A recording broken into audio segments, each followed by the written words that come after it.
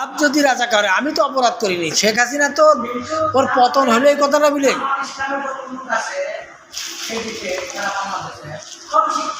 হ্যাঁ, জামাতের যত কটা এমপি, 300 এমপি প্রার্থী দিয়েছে, প্রত্যেকের নামের সাথে ডক্টরেট আছে। তারা সব গ্রাজুয়েট, মেধাবী ছাত্র। তারা সব এবার নির্বাচনে দাঁড়াইছে। দেখেন শিশির মনির কত দক্ষ একটা মানুষ। ওই তোমার ডাকসু নির্বাচন তো বাতিল হয়ে গেছিল, বাতিল হয়ে গেছে। তাজু এলাকে শিশির মনির 1 ঘন্টার মধ্যে ঘুরে নিয়ে গেছে, 1 ঘন্টার মধ্যে ঘুরে নিয়ে গেছে। চিন্তা করেছেন এরা কত ব্ল্যান্ড।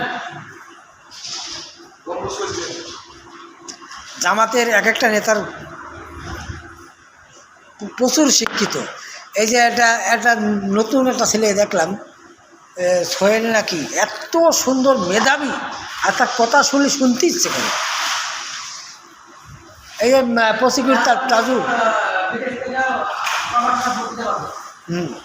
সে সিস্টেম করিয়েছে। আমার অ্যাপস ডাউনলোড দিয়েছি, সেট করতে হবে। আমার কথা প্রবাসীদের ভোটের হিসাব নিকাশ ওসব নাই। কথা হলো ভোটটা হতে হবে সুষ্ঠু। যারা দেশে আস তারাই ভোট দিক। আমরা প্রবাসীরা ভোট না দিলাম তাদের সমস্যা নেই, আমরা তো রেমিটেন্স দেশে পাঠাচ্ছি। তাহলে দেশের লোক ভালোভাবে ভোটটা দিক, একটা ভালো একটা নির্বাচন হোক, একটা যেই পাস করে ভালোভাবে পাস করবে। হাদির কি একটা ভালো ছেলে, দেশপ্রেমিক ছেলে, তার গুলি করলে এই হাদির গুলির পিছনে প্রথম কাতারের নাম আছে, সন্দেহের জায়গায় নাম আছে মির্জা আব্বাস। ওই আসনেই মির্জা আব্বাস হাদি যে আসনে ভোটে দাঁড়াইছে, ওই আসনে আগেও আলামত দিয়েছে। হাদির সাথে তর্ক বিতর্ক হয়েছে, তর্ক বিতর্ক হওয়ার পরে হাদির গুলি করে হয়েছে। এই মির্জা আব্বাস সন্দেহের তালিকায় আছে। যেই করুক, মির্জা আব্বাস সন্দেহের তালিকায় আছে। হ্যাঁ, এটা হলো আওয়ামী লীগের একটা নির্বাচনকে বানচাল করার জন্য।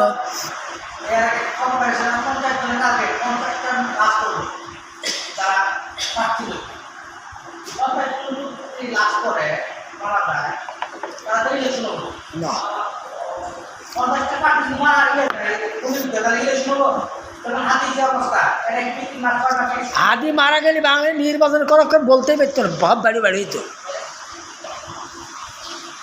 হাদি যে পরিমাণ ভালোবাসা, যে সুন্দর দেশের দেশপ্রেমিক, খালেদা জিয়ার মতন নেত্রী বাংলাদেশে আর আসবে না।